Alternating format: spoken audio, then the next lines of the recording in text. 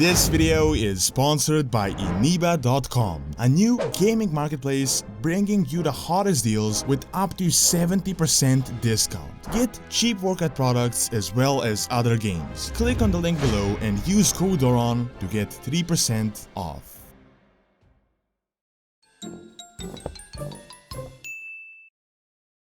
Hello guys, this is Doronsmovies, and today I will be talking about the Scourge and why it was such a strong and powerful force. Briefly discussing their creation and then talking about the tactics they used to conquer a large part of Azeroth. So without further ado, let's get into the lore.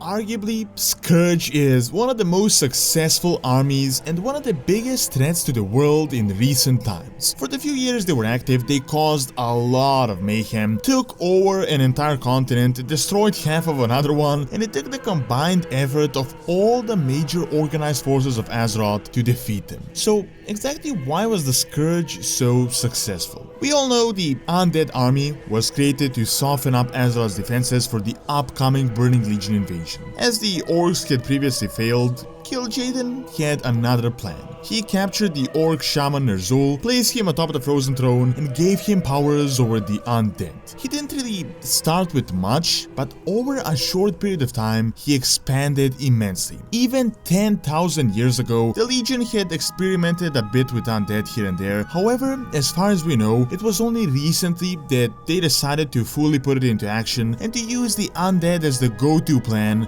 for the new invasion. As the Lich King had established himself properly, there was no army outside of his very limited dark powers. As he was situated in Northrend though, there was no centralized power, so no centralized defense, and he began taking over the indigenous people to form the core of his forces. Ner'zhul was insanely effective as he was able to corrupt the minds, and by raising the living, he rapidly grew his army. The Lich King was resourceful though, some he just slew and raised, however, some he just manipulated, such as the Vrykul. He ran into his first major obstacle with the Nerubians, as they were immune to the Plague of Undeath and his telepathic powers, and their advanced technologies and armies proved quite a difficulty for him. However, he figured out that he could resurrect them after slaying them on the battlefield, and therefore utilized his growing army to swarm the Nerubians and to almost entirely turn them into his servants. The second large enemy was the Dracarys Empire, which did put up a fight for a few years, but wasn't that much of a hassle for the Dark Lord. Soon enough, Ner'zhul had control over the majority of the continent, he was much more powerful, and a large part of the conquered technology was incorporated, and there were a few reasons for the success. First, he was supported by the Netherrealm and their superior intellect and experience. Second, he had a plague in his necromantic powers, which proved super effective discounting the Nerubians. And lastly, a big factor was that Northrend was sort of an isolated wasteland. There was no united force like there is today, and very few people ever went to Northrend or even really knew what was happening there, which were ideal conditions for Ner'zhul to build up his army.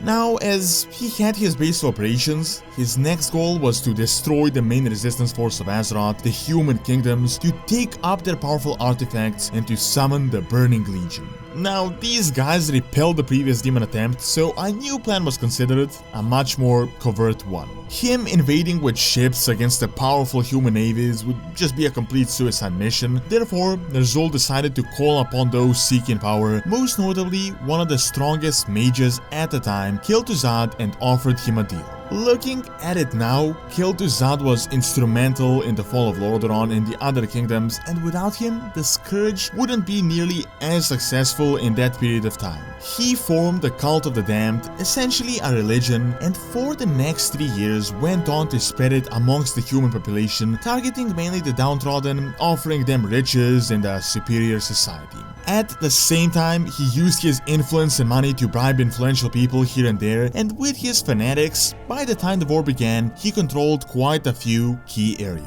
civilians. Now, with all in order, he began spreading the plague across the unsuspecting farmlands and cities, and everything worked like a charm. Soon, citizens began turning into the undead, and it was almost impossible to stop it. Lordaeron organized a defense, but every time they would clear one area, two new were created. What made it even worse is that each time a soldier fell, he could potentially be resurrected, and even the graveyards could be used. After the death of Kel'Thuzad, the Dreadlord Mal'Ganis had manipulated Arthas, that in turn further divided the defense force, and ultimately, the prince fell, becoming the biggest enemy of his kingdom. In the end, Arthas returned as a Death Knight. He killed the king, which sealed the coffin of Lordaeron. Now, with the rampant undead, the army was completely disorganized. The king was dead, most civilians were slain, and the undead army grew immense. Furthermore, Quel'Thalas was destroyed, almost the entire population was slain, and the majority resurrected, and everything just snowballed from there. Now, the Scourge was a massive army, and with so many additions and recent sources of power, they created even more monstrosities and weapons.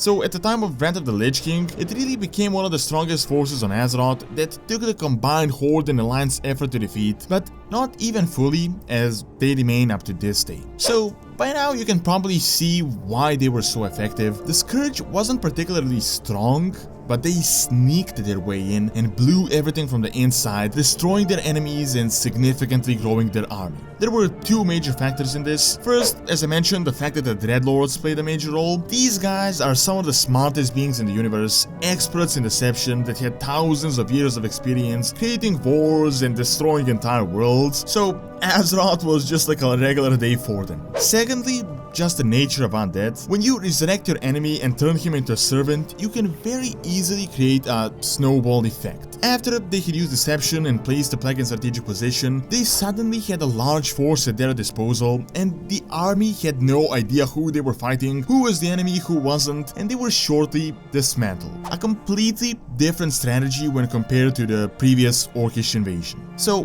while the Scourge was at its peak insanely powerful as a conventional army, what made them so powerful and effective in creating themselves was strategy, intellect, and deception. Thank you for watching. Check out top 10 most intelligent races by clicking on the screen, and also check out the second channel, Doran's Academy, for videos on real world history and science. See you next time.